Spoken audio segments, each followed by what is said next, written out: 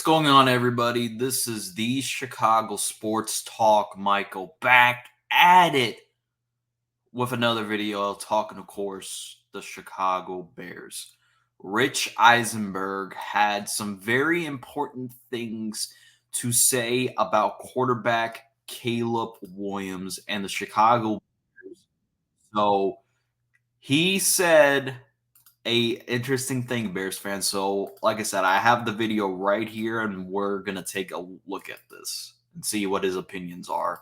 All right, we'll get All right, here's the one more. Nobody's sleeping on the team, but they're potentially sleeping on how far they can go. The one more sleeper team of 2024 is the Chicago Bears making it to the NFC Championship game. My bad. So what you're talking about, and why I put them there, is because that's one rung up the playoff ladder than C.J. Stroud made last year. And if you're talking about strides by a rookie quarterback, and that is the bar that C.J. Stroud set last year, a unicorn type stuff. If Caleb Williams can do that and the defense can play the way that they played and the offense can start cooking with Caleb Williams, the Bears making the NFC Championship game is the sleeper team that I'm adding to this mix. The Bears. Nobody's sleeping, obviously, on the Bears. They're on Hard Knocks. Everybody's going to be talking about them. Crazy. But making it as far as I just threw out there, I don't think people are talking about that. All right, so put it back to me for a second.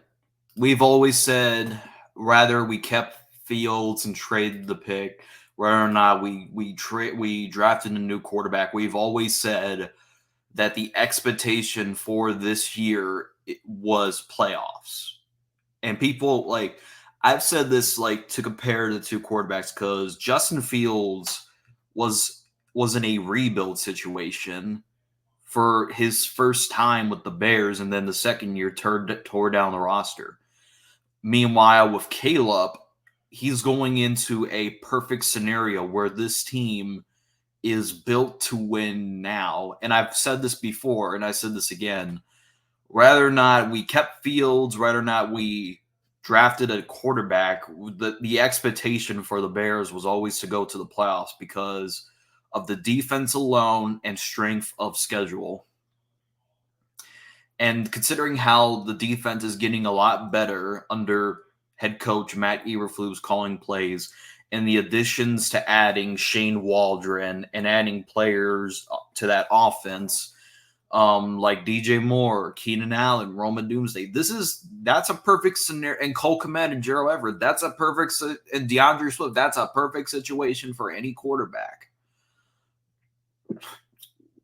Yeah, basically, if we kept Justin, that this would be nowhere near different. But the Rich Eisenberg did make some good points. He says if Caleb lives up to the term generational, and the Bears defense continues to play like they did down the stretch last year, Rich Eisenberg says that he thinks that the Bears will be a sleeper team for the NFC Championship this year.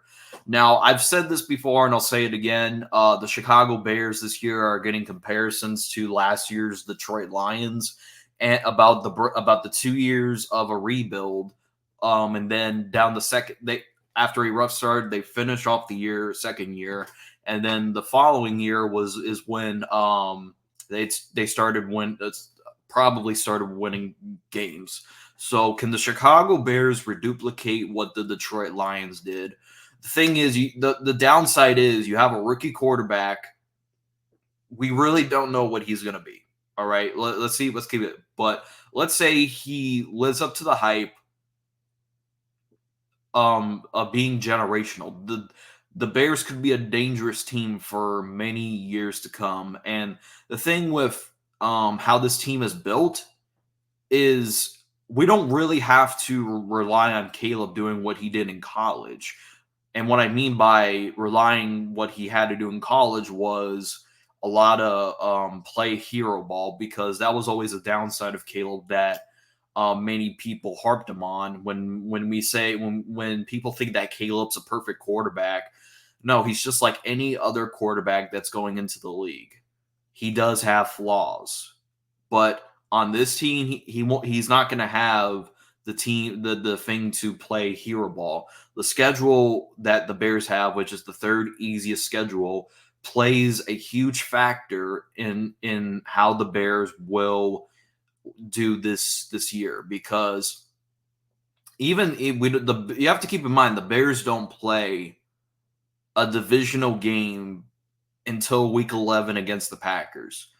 And a lot of on makers are predicting the Bears to go as far as 12-5 this year for the Chicago Bears, and even winning the division. So people have, and then you have guys like Rich Eisenberg and Nick Wright thinking that Rich Eisenberg saying that the Chicago Bears are going to make the NFC Championship. Adam Rank also said that he thinks that the Bears will win 12 games and win their division. Nick Wright says that Caleb Williams will win the Bears the Super Bowl this year, or he said that the Bears will make the Super Bowl in Caleb Williams' first year. And Nick Wright's been on Caleb Williams ever since last year. So a lot of NFL analysis think that the Chicago Bears, with getting Caleb Williams, and like I said, this is the only quarterbacks that I can recall that ever gone into a perfect situation is Eli Manning, Phillip Rivers, and Ben Roethlisberger. Those are the three quarterbacks that went to a perfect situation. But the thing is, we're talking about the number one overall pick that many quarterbacks, where we talk about the quarterbacks going into the first overall pick, we usually say how the team that usually drafts them ruins them. But remember, the Bears did not get the number one overall pick because they had a bad year.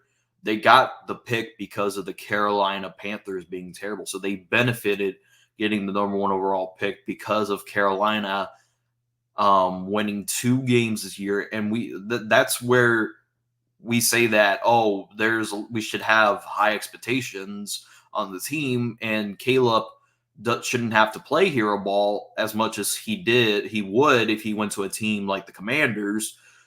He shouldn't have to do that because the defense is already top 5, borderline top 5, and the offense, even though it's going to be the first year under Shane Waldron, they're still going to have a few slip-ups here and there, but as long as that defense continues to play like it did last year and get turnovers consistently, then Caleb Williams should not have to do much, and he knows that. I guarantee you. And Caleb said that the Bears were 7-10, and he said it's a very rare situation that a team like that gets the number one overall pick. And he talks about how the defense is strong, was strong down the stretch. So Caleb knows that the Bears defense is gonna give him a lot of breaks, and as long as he becomes like he does what CJ Stroud did, I feel like that would be a good season in my book.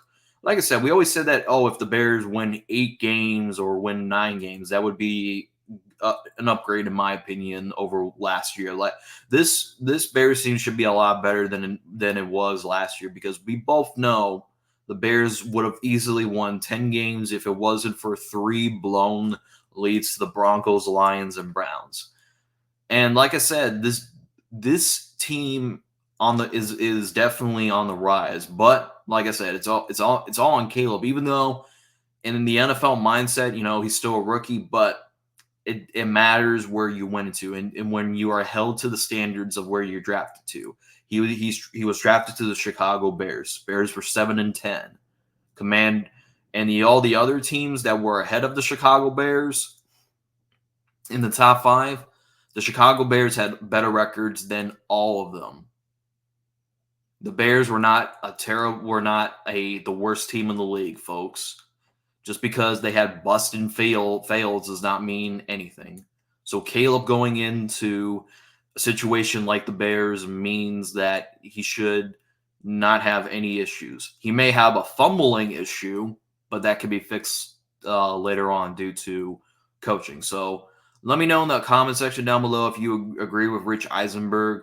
Let me know in the comment section down below if you agree with what he's saying. Let me know in the comment section down below. As always, thanks for watching and bear down.